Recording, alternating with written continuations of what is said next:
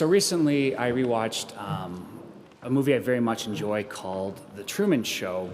And so, The Truman Show is this late '90s movie starring Jim Carrey, and the main character is this guy named Truman, and kind of the whole concept of this whole movie is that Truman was actually raised up and born on a TV show and has spent his whole life on a TV show without knowledge of it. And so basically, everyone around him, his mother, his father, his friends, and just all the people in this very kind of picturesque town called Sea Haven are all actors and are in on it. And the only person who doesn't know what's going on is Truman.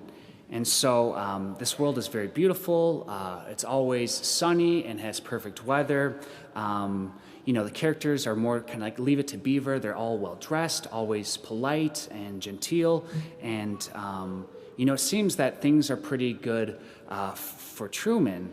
But the reality matter is that there's a certain unhappiness that he starts to experience, and this perfect world around him somehow doesn't satisfy. He's been living a lie, and he's starting to kind of come to grips with it.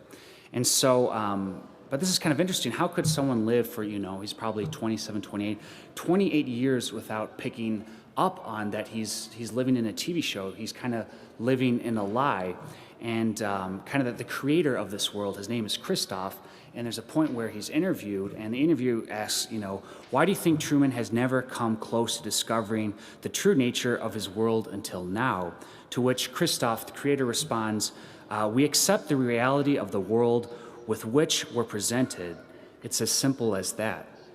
And the truth is, for all of us, is that we're presented an idea of reality from all those voices outside us, all those voices of the world telling us how our life should be, how things should really be. But just like Truman, when we hear these lies of how things should be, a reality that will never satisfy, there becomes a longing within us that we need to seek to fulfill it. And so the ending of this movie is that Truman catches on to that something is up and he has to escape. And so he kind of overcomes his fear of water, gets in a sailboat, and he tries to sail away. And because there's controls over the weather, they make this great storm. And basically, Truman gets to this point where he's kind of speaking up. There's cameras everywhere throughout this whole world. He speaks up and he says that, is this the best you could do, this storm? Is this the best you could do? You're going to have to kill me. And the reality is when we come in contact with truth, nothing else that anyone tells us, will satisfy. And the reality is when we truly encounter truth, he's worth dying for.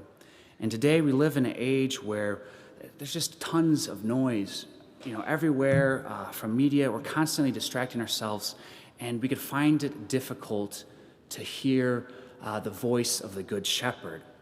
And so if we want to hear the voice of the Good Shepherd, we need to make time for silence and for prayer in order that the truth, the reality of realities might show us the way forward, that we might find the trueness of this world and we might be led to greener pastures. And so my encouragement today is that, that we try to kind of get rid of some of that noise that's constantly bombarding us and make time for silence in order that we might hear the Good Shepherd's call, the Good Shepherd who wants us to lead us to greener pastures.